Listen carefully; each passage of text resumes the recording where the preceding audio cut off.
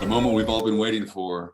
We are going to now explore Ripple as a theme. Around the world, Ripple is being kind of processed and spoken about by 222 other chapters.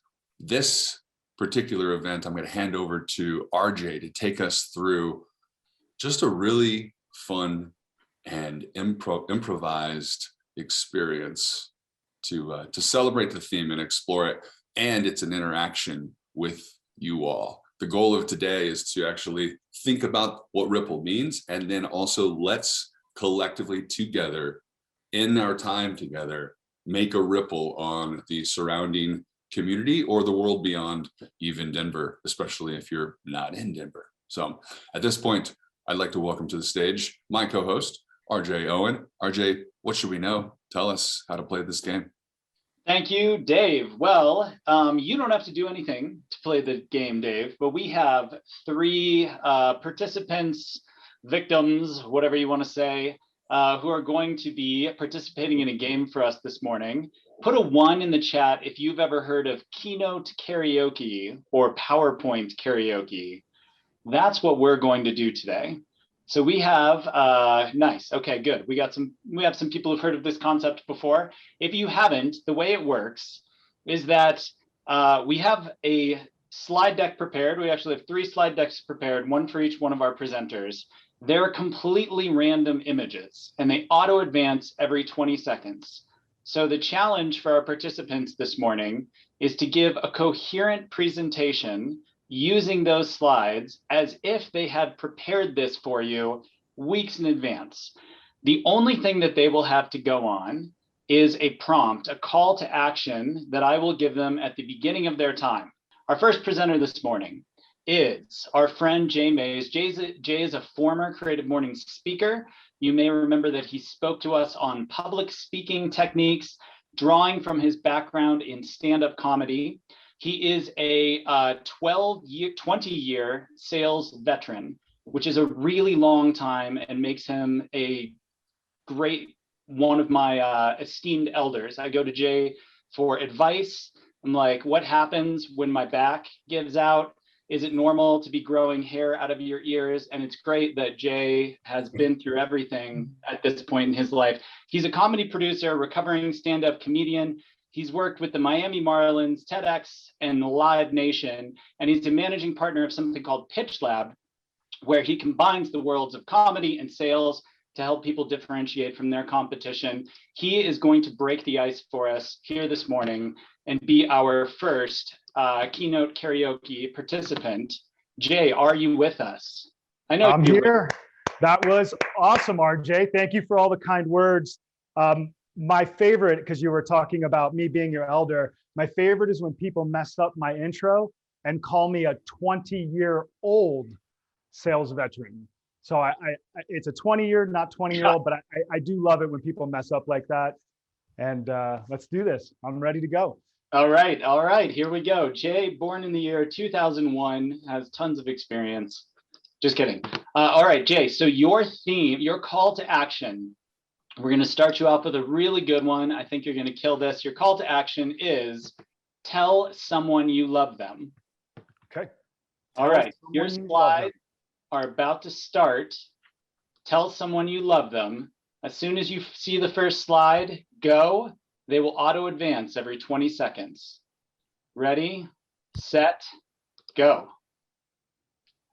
Love is like the love that Nemo's father felt for Nemo once he was lost. It was aching, it was yearning, it was more powerful than anything in the ocean.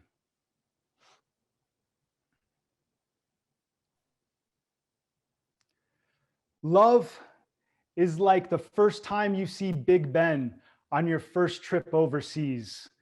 You just got through baggage check.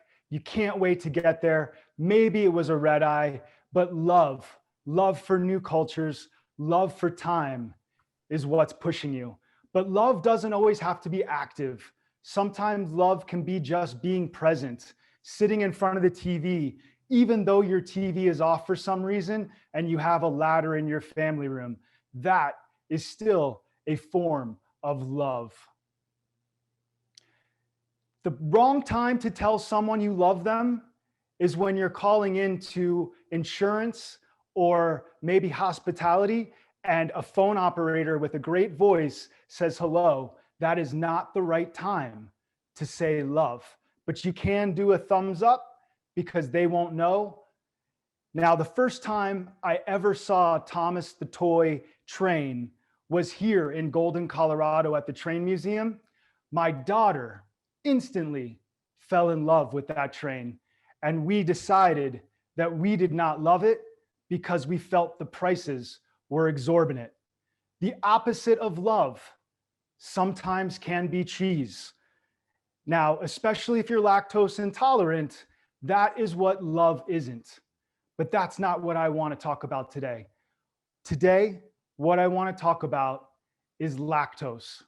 Not lactose intolerance, but love for lactose.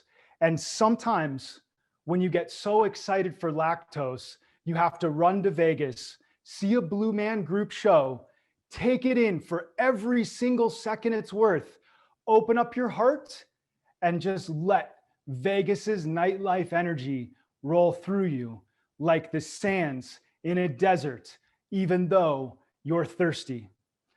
Love is never thirsty.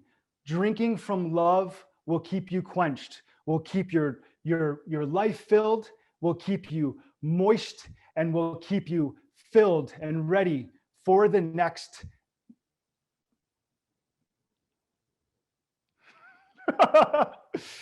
Love is like comic relief. Take a minute, folks.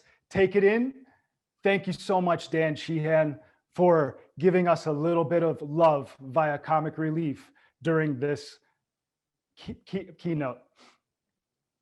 We talked about Big Ben. Maybe you go to Taj Mahal. The reason why love on vacation is so much stronger is because your senses are open. You're perceiving a new reality. Now, all the love I've been talking about is love for food, love for present, love for traveling. But what you really want to know is you need to love each other. Together, that is where love is the strongest. And even though we'll probably never stand in a room like this again for a long, long time and feel comfortable, there's still ways that we can reach out and connect and tell each other we love each other.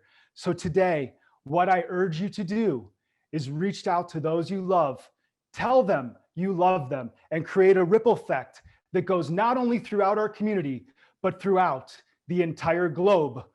From my heart, I love you tremendously. Thank you.